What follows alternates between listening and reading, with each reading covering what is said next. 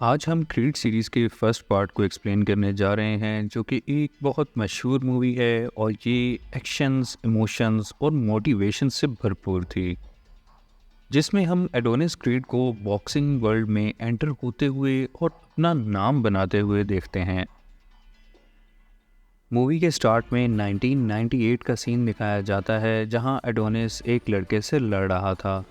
यहाँ इसके बाप की फर्स्ट वाइफ आती है और इसे अपने साथ आने की दावत देती है क्योंकि इसका बाप मर चुका था। इधर इसे ये भी पता चलता है कि इसका बाप अपोलो क्रीड था जो कि एक बहुत मशहूर बॉक्सिंग चैंपियन रहा था।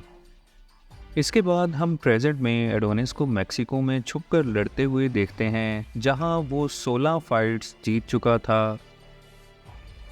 अब वो वापस आकर अपनी जॉब से रिज़ाइन कर देता है। वो अपनी माँ को ये सब बताना चाहता था लेकिन वो तो इसकी न्यू प्रमोशन को लेकर बहुत ज़्यादा खुश थी। इसलिए वो चुप हो जाता है और अकेले बैठकर अपने बाप की रॉकी के साथ पुरानी फाइट्स देखता है। अब वो अपने बाप के जिम जाता है जहाँ का कोच इसे बॉक्सिंग से मना करता है क्योंकि एडोनिस का बाप भी बॉक्सिंग रिंग में ही मरा था।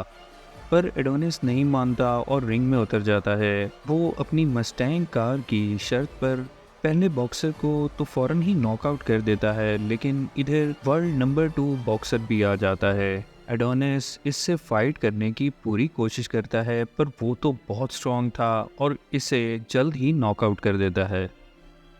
नेक्स्ट सीन में एडोनिस अपनी माँ को बताता है कि इसने जॉब से रिज़ाइन कर दिया है और अब वो फुल टाइम बॉक्सिंग करना चाहता है। इसकी माँ इसे समझाने की बहुत कोशिश करती है पर वो नहीं मानता और लॉस एंजलिस से फिलाडेल्फिया पहुंच जाता है जहां रॉकी रहता था, जो कि पास्ट का एक बहुत मशहूर बॉक्सिंग चैंपियन था और इसके बाप का बहुत करीबी दोस्त भी था। यहाँ रॉकी बहुत हैरान होता है कि इस लड़के को उसके पास्ट के मुतालिक इतना ज़्यादा कैसे पता था क्योंकि वो तो इसे जानता भी नहीं है। एडोनिस इसे बताता है कि वो अपोलो क्रीड का ही बेटा है और अब वो चाहता था कि रॉकी इसे ट्रेन करे, पर रॉकी इस लाइफ को बहुत अरसा पहले छोड़ चुका था, इसलिए वो नहीं मानता। यहाँ हमें वर्ल्ड हैवीवेट चैंपियन कॉनलैन के बारे में भी पता चलता है, जो कि एक क्रिमिनल केस में इन्वॉल्व होने की वजह से जेल जाने वाला था और इसका आखिरी मैच इसी वर्ल्ड नंबर 2 बॉक्सर के साथ था जिसने पहले एडोनिस को भी नॉकआउट किया था। एडोनिस की बिल्डिंग में एक लड़की भी रहती थी जो कि बहुत ऊंचा म्यूजिक चलाती थी, जिससे एडोनिस रात को डिस्टर्ब होता था। और बाद में इसे पता चलता है कि इस लड़की का नाम बियांका था और वो एक राइजिंग सिंगर है जिसकी आवाज़ बहुत ही अच्छी थी। एडोनिस इसे पसंद करने लगता है और जब वो एक रेस्टोरेंट में जाते हैं तो एडोनिस इसे अपने बारे में बताता है। इधर इसे ये भी पता चलता है कि बियांका की हियरिंग सेंस आहिस्ता आहिस्ता ख़त्म होती जा रही थी और ये भी पॉसिबल था कि इसे पूरी तरह सुनना बंद हो जाए। दूसरी तरफ एडोनिस यहाँ एक बॉक्सिंग जिम ज्वाइन कर लेता है जहाँ का कोच अपने बेटे को ज़्यादातर ट्रेन करता था, जो कि वर्ल्ड नंबर 4 बॉक्सर था और एक ज़बरदस्त फाइटर है। एडोनिस भी इनको प्रैक्टिस करते हुए देखता था और सीखने की कोशिश करता था।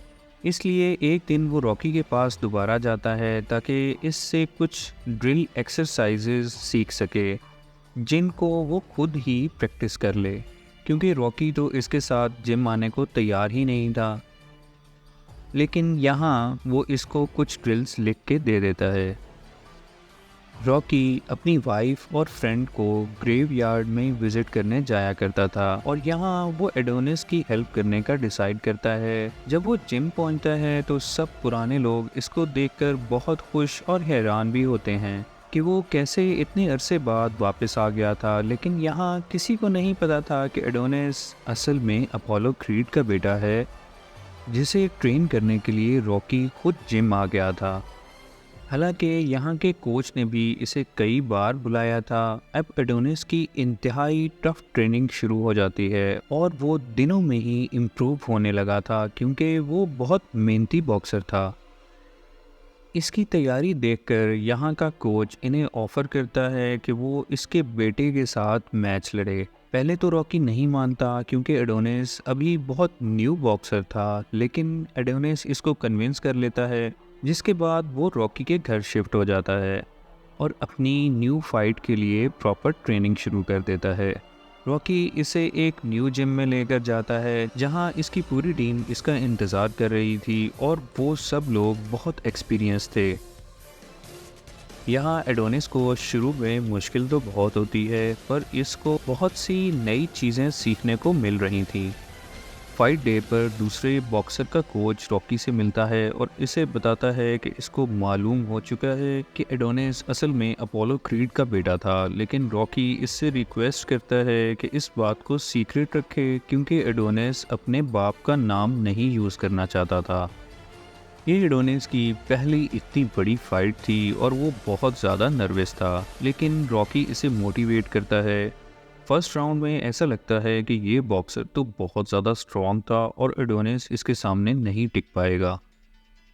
रॉकी यहाँ इसे कुछ बॉक्सिंग टिप्स बताता है और अब एडोनिस भी बराबर के हमले करने लगा था और मौका मिलते ही इस बॉक्सर को नॉकआउट कर देता है। सब लोग बहुत खुश थे क्योंकि इसने दूसरे ही राउंड में वर्ल्ड नंबर 4 बॉक्सर को नॉकआउट कर दिया था। ये खबर हर जगह आग की तरह फैल जाती है और मीडिया पर भी चल जाती है कि अपोलो क्रीड का बेटा बॉक्सिंग वर्ल्ड में एंटर हो चुका है, जिसकी वजह से अचानक एडोनिस बहुत मशहूर हो गया था। और वर्ल्ड बॉक्सिंग चैंपियन कॉनलैन का कोच इसे समझाता है कि क्योंकि इसने पहले ही वर्ल्ड नंबर 2 बॉक्सर का जबड़ा तोड़ दिया था, इसलिए अब इन्हें इस लड़के से मैच लड़ना चाहिए क्योंकि इस मैच को बहुत ज़्यादा मीडिया कवरेज मिलेगी। उधर एडोनिस की गर्लफ्रेंड इससे नाराज़ होती है कि इसने ये सब कुछ इसे क्यों नहीं बताया था, लेकिन एडोनिस अब इसे सब कुछ सच सच बता देता है। नेक्स्ट सीन में कॉनलैन का कोच रॉकी और एडोनिस से मिलने इंग्लैंड से फिलाडेल्फिया पहुंच चुका था और इन्हें world heavyweight champion title match की ऑफ़र देता है। ये कॉनलैन की आखिरी फाइट हो सकती थी एंड इस टाइम कोई दूसरा कंटेंडर भी मौजूद नहीं था, पर रॉकी जानता था कि एडोनिस इतने बड़े मैच के लिए अभी तैयार नहीं था, जहां वो डिसीजन लेने के लिए कुछ वक्त मांग लेते हैं। एडोनिस के बनाने पर रॉकी मैच के लिए कंफर्मेशन दे देता है और इसकी ट्रेनिंग फिर से शुरू हो जाती है। अब एडोनिस को अपने बाप का नाम क्रीड भी अडॉप्ट करने पड़ता है, जो कि इस मैच की रिक्वायरमेंट थी। यहाँ रॉकी प्रैक्टिस के दरमियान अचानक से बेहोश हो जाता है और इसको हॉस्पिटल ले जाते हैं। जब इसके टेस्ट रिजल्ट्स आते हैं तो मालूम पड़ता है कि इसको तो कैंसर हो चुका था, लेकिन रॉकी कीमोथेरेपी से इसका इलाज कराने से इनकार कर देता है क्योंकि इसकी बीवी भी इसी तरह मरी थी। जब एडोनिस को पता चलता है तो इन दोनों में बहुत ज़्यादा बहस हो जाती है, जिसमें रॉकी इसका दिल तोड़ देता है। इसी गुस्से में एडोनिस अपनी गर्लफ्रेंड के शो में जाता है तो वहाँ इसकी लड़ाई हो जाती है, जिसमें ये बियांका के स्पॉन्सर को भी मारता है और जेल पहुँच जाता है। रॉकी इसे लेने आता है तो एडोनिस बहुत नाराज़ था। इसे अपने बाप के मरने का भी सारी ज़िंदगी बहुत दुख रहा था और वो हमेशा गुस्से में रहता था और अब रॉकी भी अपना इलाज नहीं करवा रहा था। जेल से वापस आने के बाद वो बियांका से मिलने जाता है, जो कि इससे बहुत ज़्यादा नाराज़ थी क्योंकि इसने इसका शो फ्लॉप कर दिया था। इसके बाद एडोनिस दोबारा रॉकी के घर जाता है और ये शर्त रखता है कि वो ट्रेनिंग भी तभी करेगा जब रॉकी अपना ट्रीटमेंट लेना शुरू होगा। अब रॉकी हॉस्पिटल में ट्रीटमेंट करवाता था और साथ साथ एडोनिस वहाँ भी ट्रेनिंग करता था। रॉकी बहुत बीमार था, लेकिन ये दोनों अपनी अपनी लाइफ में लड़ रहे थे। एडोनिस बहुत सख्त मेहनत कर रहा था और अब वो इस चैम्पियनशिप मैच के लिए कुछ न कुछ तैयार हो गया था और फाइनली एक प्रॉपर फिलाडेल्फिया फाइटर बन चुका था। दूसरी तरफ प्रेस कॉन्फ्रेंस में कॉनलैन इस पर पर्सनल अटैक्स करता है और इस पर इल्ज़ाम लगाता है कि ये तो सिर्फ यहाँ तक अपने बाप क्रीड के नाम की वजह से पहुँचा है और असल में तो ये सिर्फ एक बच्चा है। रॉकी इसका गुस्सा समझ रहा था, इसलिए वो इसकी गर्लफ्रेंड को मना के ले आता है और अब वो मैच के दिन भी इसके साथ थी। इसकी माँ भी इसके लिए न्यू बॉक्सिंग शॉट्स भेजकर अपने प्यार का इजहार करती है और अब एडोनिस अपने बाप क्रीड की लेगेसी को दोबारा ज़िंदा करने जा रहा था, जिसमें रॉकी एक बाप की तरह इसके साथ खड़ा था। कॉनलैन ज़बरदस्त एंट्री मारता है और अब तक इसको किसी बॉक्सर ने नहीं हराया था और वो एक कव्वाल वर्ल्ड चैम्पियन था। सब लोगों को इस फाइट का बेसब्री से इंतज़ार था क्योंकि एक बिल्कुल अननोन बॉक्सर डायरेक्ट ही वर्ल्ड टाइटल मैच लड़ रहा था। फर्स्ट राउंड में कॉनलैन बहुत बुरी तरह एडोनिस को पीट कर बताता है कि वो क्यों इतना मशहूर वर्ल्ड चैम्पियन था।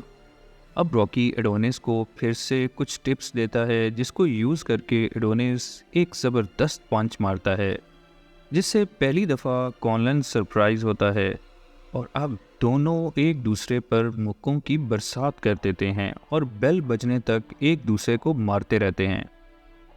अब ये मैच बहुत इंटरेस्टिंग हो गया था और कॉनलैन भी अब शदीद गुस्से में था और एडोनिस को पनिश करता है, लेकिन ये भी बहुत ढीठ था और इतनी मार खाने के बाद भी गिव अप नहीं करता। ये फाइट हिस्ट्री का एक बहुत यादगार मैच बन जाता है क्योंकि कोई भी फाइटर हार मानने को तैयार नहीं था और एडोनिस ने भी प्रूव कर दिया था कि वो सड़क से उठकर आया हुआ कोई आम बॉक्सर नहीं है।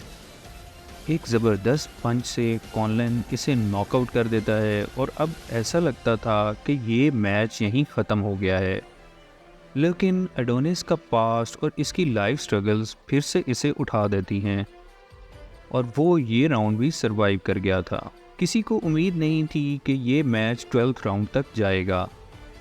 रॉकी ये मैच रुकवाने लगता है क्योंकि एडोनिस की एक आंख भी बंद हो चुकी थी, लेकिन वो नहीं मानता।